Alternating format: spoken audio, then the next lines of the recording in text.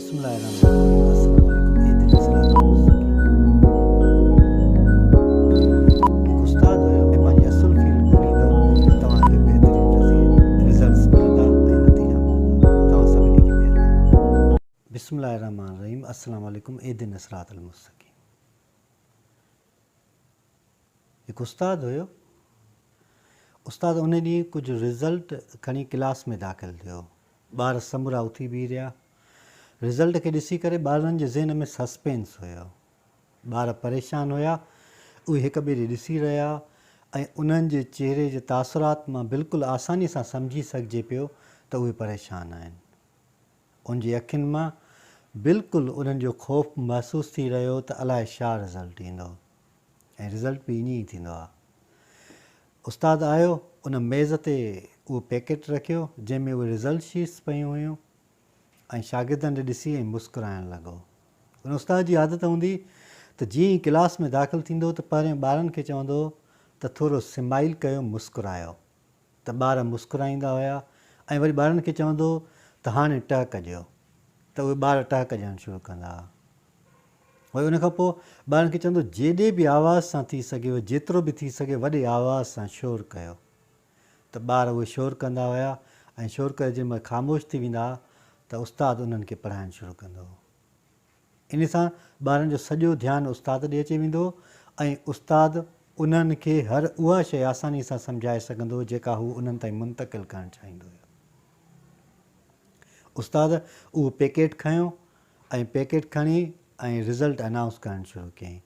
ऐं उस्ताद जी हिकिड़ी ॿी ख़ूबी इहा हूंदी त कॾहिं बि कंहिं शागिर्द खे मार्कूं न ॿुधाईंदो। हू रिज़ल्ट शीट खणी उनखे ॿिटो करे वेड़े जे सीक्रेट हूंदो आहे उहो उन्हनि खे ॾींदो हुयो। पोइ उन शागिर्द जी मर्ज़ी आहे त उहो रिज़ल्ट कंहिं ॿिए शागिर्द खे ॿुधाए, उहो एंसर शीट फाड़े छॾे, घर ॾे ॾेखारे या न ॾेखारे। त हुन उस्तादु पैकेट वेड़ींदो ऐं उन्हनि शागिर्दनि खे ॾींदो पियो वञे ऐं फ़क़ति रुॻो पोज़ीशन होल्डर जो नालो खणंदो ऐं उन्हनि जी अनाउंसमेंट कंदो हुयो। त हिकु शागिर्दु हुयो, ॾाढो सेंसिटिव हुयो, हसास तबियत जो हुयो, सोच वारो हुयो, महिनत बि घणी कंदो, उनजे करे उनखे ओतिरो रिज़ल्ट न मिलंदो हो। त उनखे जीअं ई रिज़ल्ट मिलियो त रिज़ल्ट उन चहिरे तां ई जेके तासुरात हुया उन मां ई महसूसु पियो थिए त शागिर्दु परेशान आहे।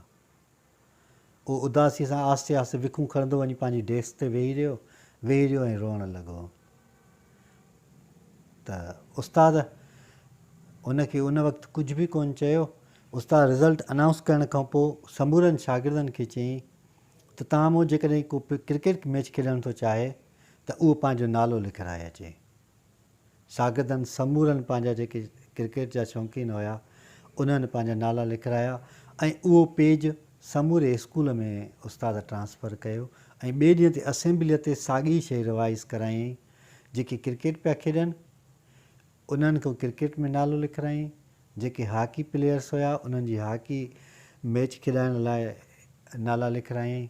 जेके बास्केटबॉल में हुया उन्हनि खे बास्केटबॉल ऐं जेके फुटबॉल खेॾण जा रांदीगर हुया उन्हनि खे उन फुटबॉल वारी लिस्ट तयारु कई। जॾहिं जो लिस्ट तयारु थी वई क्रिकेट जी, हॉकीअ जी, बास्केटबॉल जी ऐं फुटबॉल जी, त उस्तादु पहिरें ॾींहुं मैच अनाउंस कई। क्रिकेट मैच वारा रांदीगर ऐं हॉकीअ वारा जेका रांदीगर हुया उन्हनि खे चयईं तव्हां ॿिन्ही जो मुक़ाबिलो थींदो फुटबॉल में। त उहे वाइड़ा थी विया चई साईं असां त क्रिकेट खेॾंदासीं, हू पिया चवनि असां हॉकी खेॾंदासीं। चई न तव्हां फुटबॉल मैच खेॾो। उन्हनि जी फुटबॉल मैच थी ऐं जेको फुटबॉल ऐं बास्केटबॉल वारा हुया उन्हनि खां क्रिकेट खेॾाई वई। उन्हनि खां क्रिकेट खेॾाई ईअं ई जेके जंहिं जा रांदीगर हुया उन जी मुखालफ़त वारी रांदि उन्हनि खां खेॾाई वई। त जेॾीमहिल उहा रांदि पिया खेॾनि क्रिकेट बास्केटबॉल वारा ऐं फुटबॉल वारा त उन्हनि खे क्रिकेट अचे ई कान पई। जे बॉल उछलाइनि पिया त बॉल उहो स्टम्प्स ताईं पियो अचे ई कोन पियो ऐं ॿाहिरि टर्न करे पियो हली वञे। या हू बैट वराइनि पिया त उन्हनि में कंहिं बि क़िस्म जी रूल्स रेगुलेशन कान हुई, बसि ईअं ई बैट वराइनि पिया। समूरा शागिर्द उन्हनि ते खिलनि पिया त शागिर्द वाइड़ा हुया। नेठि उन्हनि वञी कंप्लेन कई प्रिंसिपल खे त साईं असां क्रिकेट खेॾणु था चाहियूं, साईं असांखे जेको आहे सो अपोज़िट थो खेॾाए पियो, जेके हॉकीअ वारा आहिनि उन्हनि खां वरी क्रिकेट थो खेॾाए पियो, जेके बास्केटबॉल वारा आहिनि उहे फुटबॉल था खेॾनि पिया, फुटबॉल वारा वरी क्रिकेट था खेॾनि पिया। सॼो सिस्टम ई चेंज करे छॾियईं।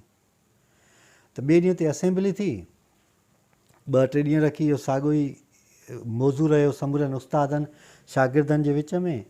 असेंबली जीअं ई ख़तमु थी त उन टीचर प्रिंसिपल खां इजाज़त वरिती ऐं उन शागिर्द खे जंहिंजूं मार्कूं थोरियूं हुयूं उनखे ॿाहिरि घुराईं।